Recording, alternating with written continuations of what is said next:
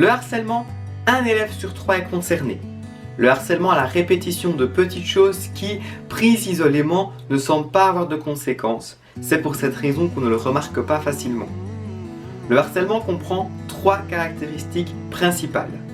La première, c'est la répétition dans la durée. C'est un comportement qui est perçu comme violent, reproduit de manière répétée et qui perdure dans le temps. La deuxième, c'est la disproportion des forces. C'est le rapport de domination, l'abus de pouvoir, qui peut être physique ou verbal, ou plus insidieux, donc des rumeurs. La troisième, c'est l'intention de nuire. Au début, l'harceleur n'est pas toujours conscient qu'il peut blesser, mais dans la durée, il ne peut plus ignorer qu'il fait souffrir la victime. Le harcèlement comprend aussi une relation triangulaire. Le harceleur, les témoins et la victime.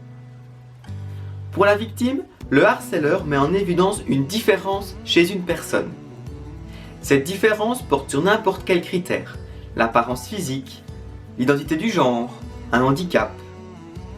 Dans la majorité des cas, la victime n'ose pas en parler. Elle a peur des représailles, peur d'avoir honte et percevoir une image négative d'elle-même.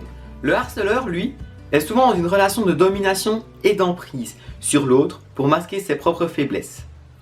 Il a des difficultés à faire preuve d'empathie envers la victime. Les témoins, eux, sont complices du harceleur et ont le pouvoir de stopper le phénomène ou de l'accentuer. Le harcèlement se maintient dans la durée que si les autres l'encouragent et le soutiennent. Les rires sont le principal moteur du harcèlement. Alors que faire en cas de harcèlement ?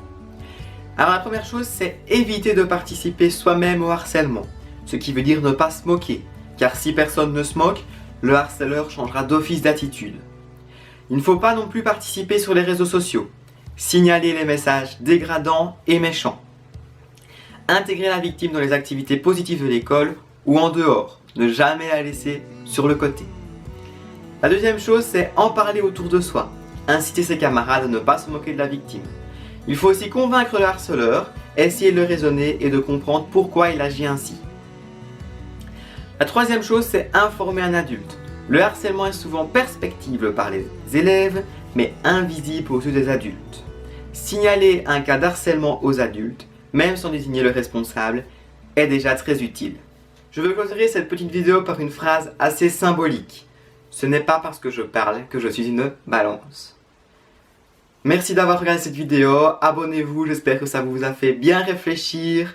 J'espère que vous serez prêts maintenant à affronter les cas de harcèlement. N'harcelez pas, ne devenez pas le harceleur ni les témoins. Et voilà, donc j'espère que ça vous a plu, abonnez-vous et à bientôt pour d'autres découvertes. Aime, commente, partage, un like pour se donner du courage. Aime, commente, partage, dis-moi que je suis toujours à la page.